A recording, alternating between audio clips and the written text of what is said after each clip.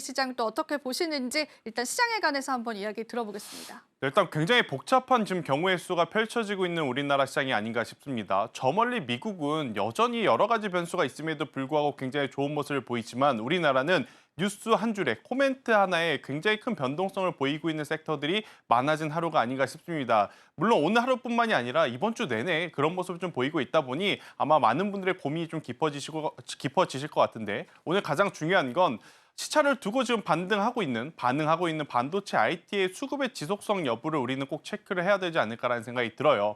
일단 엔비디아가 여전히 좋은 실적을 내고 있고 앞으로도 좋은 실적을 낼 가능성이 높은 상황이기 때문에 SK 하이닉스 기준으로 지금 수급에 일단 회복이 나타나고 있는 상황. 삼성전자는 여전히 힘드네요.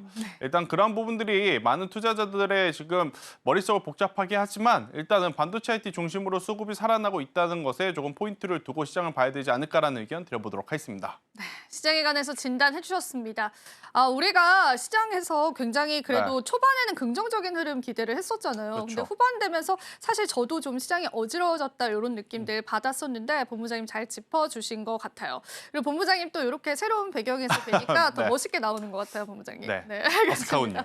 네, 좋습니다. 저희가 시장 힘들지만 그래도 같이 힘내서 한번 많은 전략들 받아보면 좋겠어요. 일단 제가 질문 드리고 싶은 게 제약바이오주들이 굉장히 급락을 나타내는 몇 가지 종목들이 있어요. 그래서 그 부분을 좀 짚어가면 좋을 것 같은데 펩트론도 오늘 좀 굉장히 좀 안 좋은 상황들이 연출되고 있잖아요. 어떻게 보세요, 본부장님? 오늘 같은 경우에 제 입장에서 피해가고 싶은 기업이 몇 개가 있는데 그중에 하나가 사실 펩트론입니다. 그쵸. 그럼에도 불구하고 이야기는 좀 드려야 될 것 같아서 일단 저희 개인적인 의견과 함께 뭐 여러 가지를 좀 체크를 드려봐야 될 것 같아요. 일단 첫 번째, 펩트론이 그럼 지금 왜 빠지고 있느냐?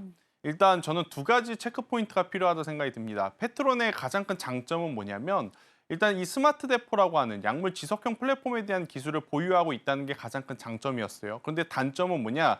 기술 플랫폼을 가지고 있다고는 하나 여전히 라이센스 아웃, 그러니까 에러가 나오고 있지 않다라는 부분이 가장 큰 부담이다라고 좀 보시면 될 것 같습니다. 최근에 가장 좋은 공시가 뭐였죠?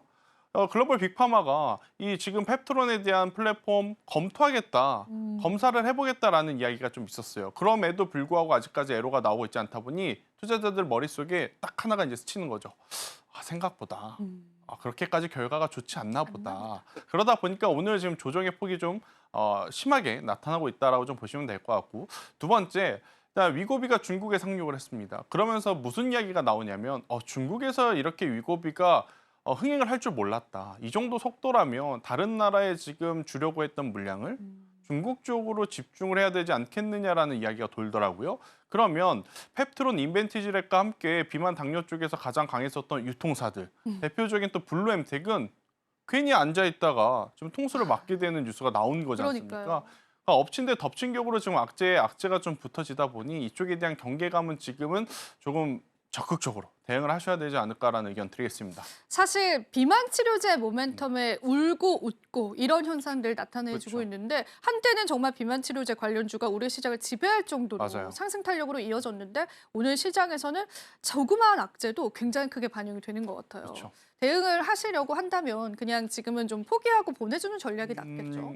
결국 여기서 지금 이 사태를 이겨내기 위해서는 앞서 이야기 드렸던 라우센스 아웃이 반드시 필요합니다. 그렇지 않다면 주가의 조정의 폭이 더 심하게 나올 수도 있다는 것이고, 그러니까 기술 수출이라고 하는 이런 키워드도 사실은 굉장히 중요한 타이밍에 나와줘야 되거든요. 그렇죠. 지금 우리가 HBM, 삼성전자 타이밍 놓쳐가지고 이렇게 된 거 절실히 경험하고 있지 않습니까? 경험했습니다. 펩트론도 지금 마찬가지인 거죠.